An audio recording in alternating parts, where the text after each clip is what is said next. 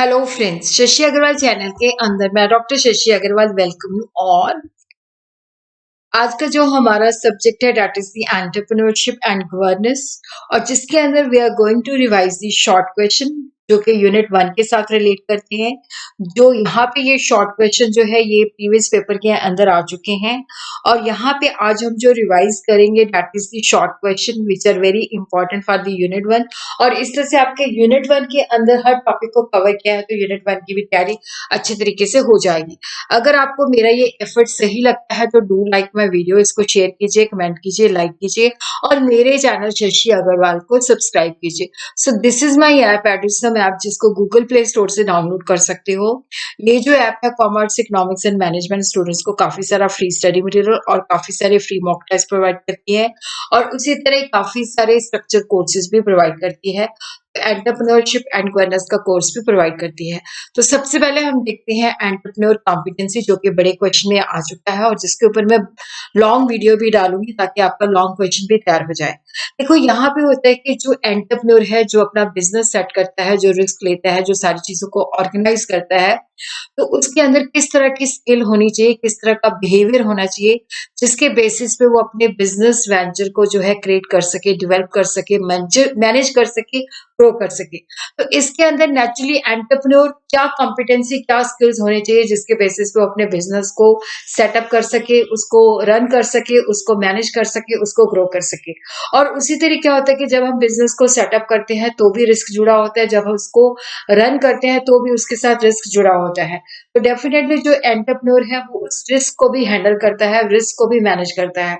तो business honour और जो अपना स्टार्टअप सेटअप करते हैं तो उसके अंदर एंटरप्रेन्योर कॉम्पिटेंसी होनी चाहिए ताकि वो सक्सेसफुल हो सके। तो डिफरेंट सब कैटेगरीज ऑफ कॉम्पिटेंसी है। कॉम्पिटेंसी टेक्निकल भी हो सकती है, बिहेवियर भी हो सकती है, एटीट्यूड बेस्ड भी हो सकती है, प्रोडक्टिविटी बेस्ड भी हो सकती है।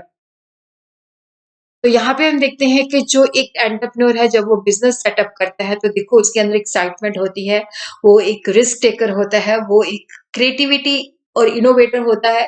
तो डेफिनेटली उसके 3 इंपॉर्टेंट रोल होते हैं। क्रिएटर, जब जिसके बेसिस पे वो एक आइडेंटिफाई करता है कि ये अपॉर्चुनिटी है, जिसके बेसिस पे वो अपना बिजनेस सेटअप करता है, सारी चीजों को ऑर्गेनाइज करता है, फिर उसके लिए मार्केट क्रिएट करता है। तो definitely competency for the entrepreneur are design to help people perform these roles effectively.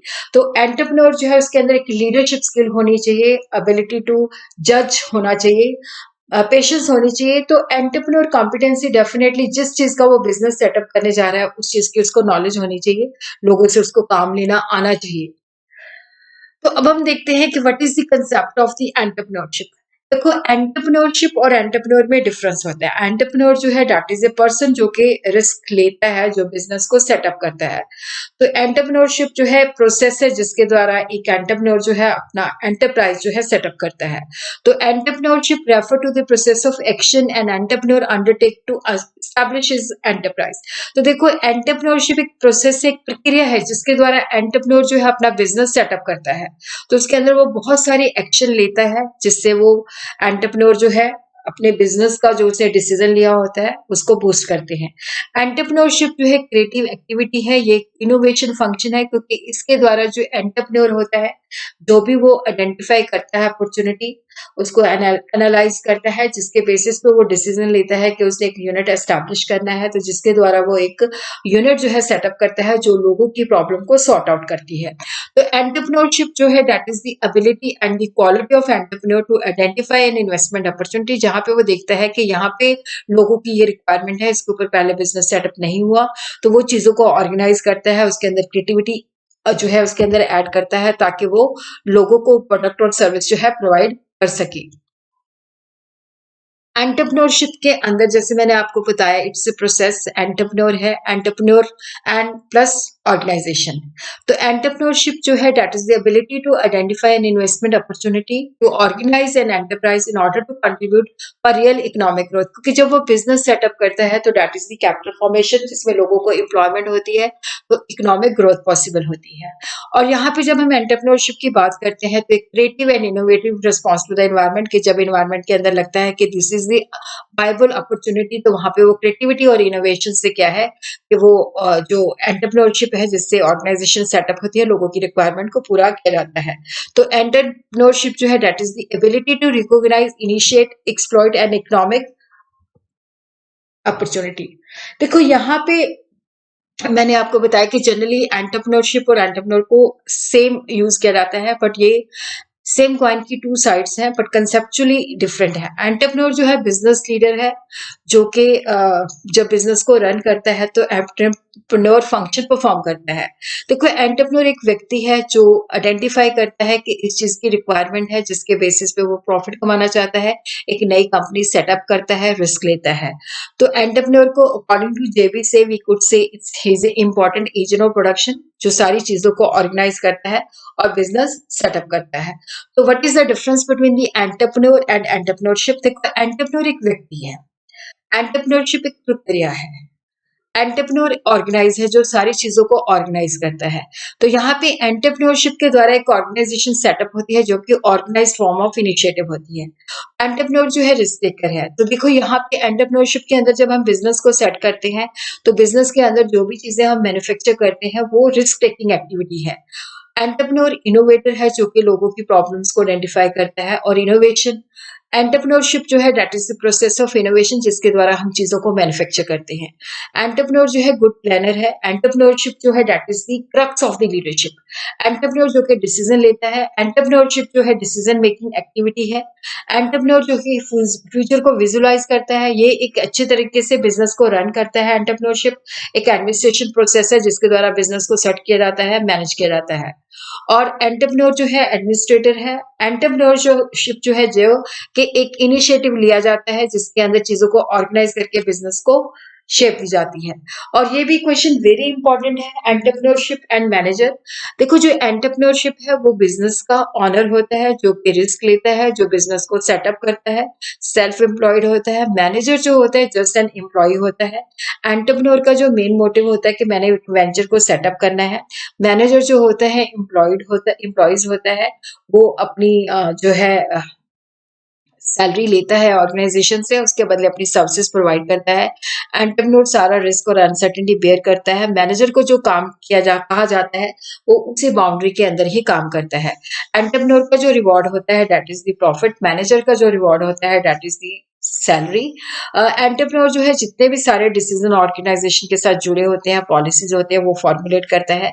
Manager उनको इम्प्लीमेंट करता है। एंटरप्रेन्योर इनोवेटर होता है। यहाँ पे जो प्राइमरी मोटिवेशन होता है मैनेजर का कि वो जो भी उसको कहा जाता है उस बाउंड्री के अंदर काम करे, और उसका जो है फॉर्मल वे से काम करता है और एग्जिस्टिंग स्टेट ऑफ अफेयर को मेंटेन करता है। एंटरप्रेन्योर के पीछे जो ड्राइविंग फोर्स होती है that is the creativity and innovation.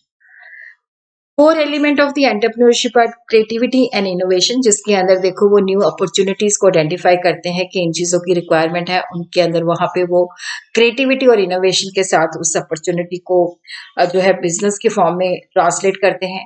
फिर एबिलिटी टू अप्लाई क्रिएटिविटी, देखो जो प्रॉब्लम्स होती हैं उनको वो क्रिएटिविटी के साथ सॉल्व करते हैं, और नेचुरली जो पहले काम चल रहा हो तो उसके अंदर चेंजेस लेके आते हैं, और वहां पे वो वैल्यू एडिशन करते हैं ताकि कामों को बेटर तरीके से, प्रोडक्ट और सर्विसेज को बेटर तरीके से रेंडर किया जाए, या जो भी प्रॉब्लम है उसको बेटर तरीके से सॉल्व किया जाए।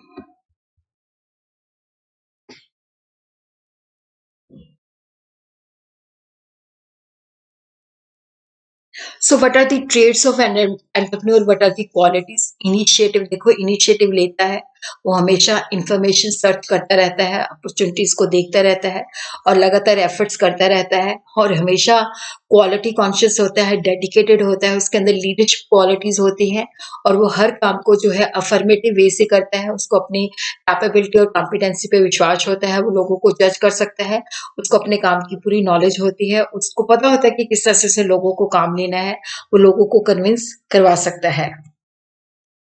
तो ये एक अच्छे एंटरप्रेन्योर के अंदर जो है अच्छे ट्रेड्स होने चाहिए। डिसीजन मेकिंग का एग्जाम्पल के द्वारा वो लोगों को लीड करे, स्टैंडर्ड सेट करे, मल्टीटास्किंग करे, रिलेशनशिप लोगों के साथ बिल्ड करे, नेटवर्किंग बिल्ड करे, क्रिएटिविटी लाए, डेडिकेशन, कमिटमेंट, मिशन, कॉन्फ्लिक्ट को दूर करे।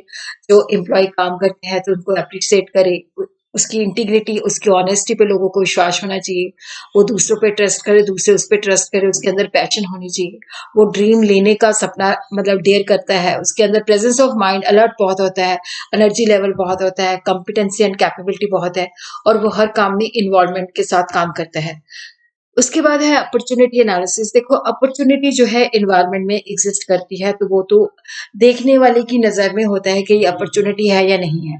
तो जो सर्कमस्टांसेस ऐसे होते हैं जो हमें लगता है कि कोई नई चीज हम कर सकते हैं, अपॉर्चुनिटी जो है that is the side effect of change. Opportunity अब जैसे हमें पता चलता है कि गवर्नमेंट की पॉलिसी आई है, तो वहां से हमें लगता है कि एक अट्रैक्टिव प्रोजेक्ट आइडिया आ जाता है, और जहां पे वो लिखाता है कि ये वायबल प्रोजेक्ट आइडिया है जिसके अंदर मुझे पैसा लगाना चाहिए।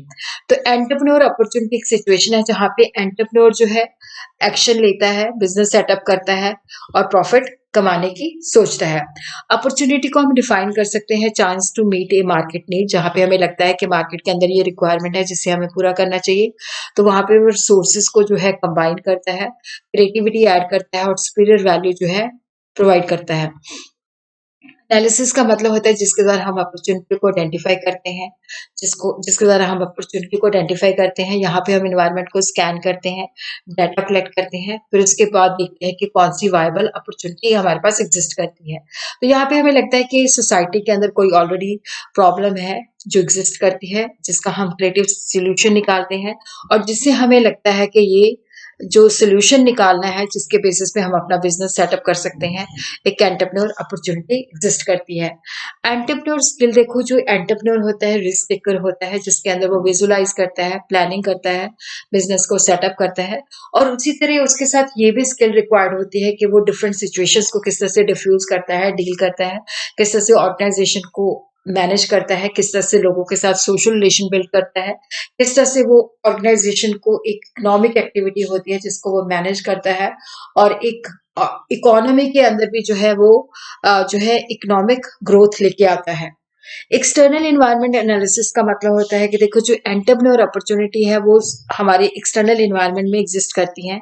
तो एंटरप्रेन्योर जो है उसको स्कैन करता है, देखता है कि ये अपॉर्चुनिटी उसके लिए वायबल है, तो वो आइडियाज को इन्वायरमेंट से स्कैन करता है, देखता है कि इसके बेसिस पे वो प्रोजेक्ट लगा सकता है जो कि प्रॉफिटेबल हो सकता है। तो इन्वायरमेंट जो होती है, जो एक्सटर्नल फोर्सेस का सम है, जो कि एंटर जिसके अंदर एंटरप्रेन्योर ने ऑपरेट करना है। देखो, यहाँ पे जो एंटरप्रेन्योर है वो इन्वायरमेंट से आइसोलेट नहीं कर सकता, उसको इन्वायरमेंट को समझना ही पड़ेगा। Economic, social, political, demographic, legal directly influence the emergence and growth of entrepreneurship. तो ये जो इन्वायरमेंटल फोर्सेस होती हैं, इनका पॉजिटिव एंड नेगेटिव दोनों इम्पैक्ट होता है। तो वो की इन्वायरमेंटल फोर्सेस का इम्पैक्ट स्टडी करता है, फिर उसके बेसिस पे क्या होता है कि वो डिसीजन लेता है कि उसके लिए वायबल अपॉर्चुनिटी है या नहीं है। वुमेन एंटरप्रेन्योर का मतलब होता है वुमेन और ग्रुप ऑफ वुमेन जो कि एक बिजनेस सेटअप करने का जो डिसीजन है इनिशिएट करती हैं, और बिजनेस ऑर्गेनाइजेशन को सेट करती हैं और रन करती हैं। और आज की जमाने में जो रोल ऑफ वुमेन एंटरप्रेन्योर है वो बहुत तेजी के साथ इंक्रीज हो रहा है। वुमेन जो है बिजनेस अपॉर्चुनिटी कंसीव करती हैं, उसको अच्छी तरह से एनालाइज करती हैं, एवेलुएट करती हैं, उसके प्रो एंड कॉन देखती हैं, फिर लगता है कि अगर ये अपॉर्चुनिटी वायबल है तो उसको वो कमर्शियली एक्सप्लॉइट करती है, बीइंग इनोवेटर एंड क्रिएटिव। शुम्पेटर ने डिफाइन किया है वुमेन हु इनोवेट। जो इनोवेशन इनोवेशन का मतलब होता है न्यू और यूजफुल। जैसे कोई चीज हम करते हैं, कोई प्रोडक्ट या सर्विस या कोई प्रोसेस या कोई न्यू मार्केट हम एक्सप्लोर करते हैं, तो जो इनोवेट करती हैं या इनिशिएट करती हैं या adopt a business actively are called women entrepreneur. Government of India कहती है कि women enterprise is defined as enterprise owned and controlled by a woman और ग्रुप ऑफ वुमेन जिनका मिनिमम उस ऑर्गेनाइजेशन के अंदर मिनिमम जो स्टेक है वो 51% या उससे ज्यादा है। मिनिमम मतलब उसका 51% स्टेक होना चाहिए। Women entrepreneurship is based on women participation in equity and employment of a business enterprises.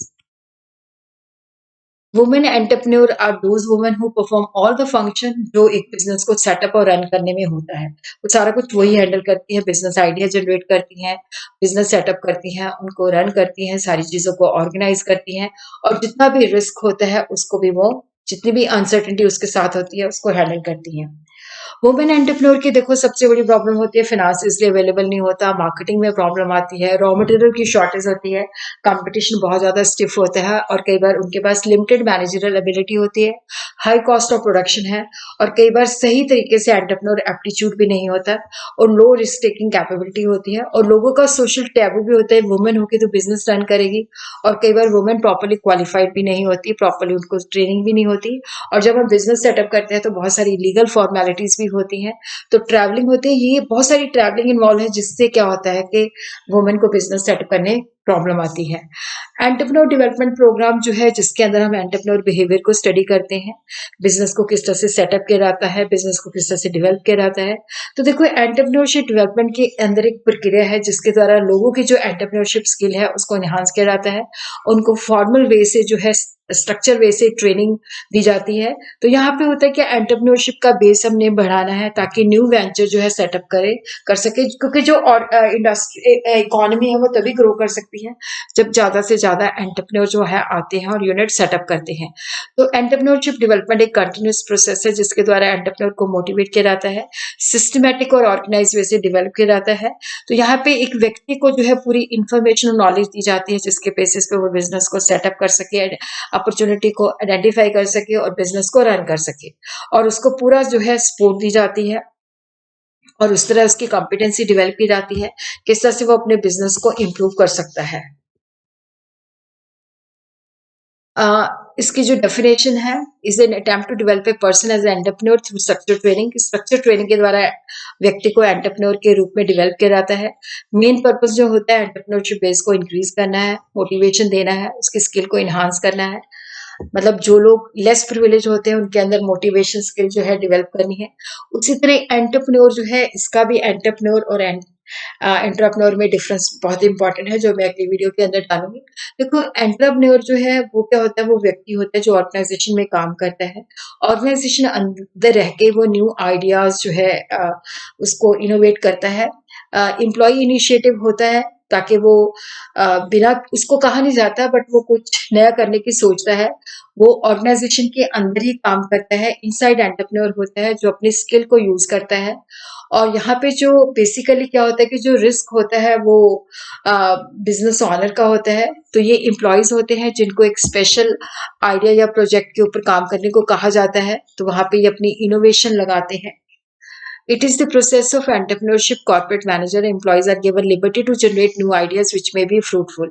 Opportunity दी जाती है जिसके बेसिस पे कुछ नया जनरेट कर सकते हैं और उनको जो असाइन किया जाता है और विदाउट हैविंग द रिस्पॉन्सिबिलिटी और प्रोसेस। एक एंटरप्रेन्योर जो है वो रिस्क नहीं लेते, रिस्क जो होता है वो एंटरप्रेन्योर का होता है, लेकिन वो बिजनेस के अंदर जो होते हैं वो कुछ नया करने की सोचते हैं, कुछ इनोवेशन करते हैं, तो उनको हम एंटरप्रेन्योर कहते हैं।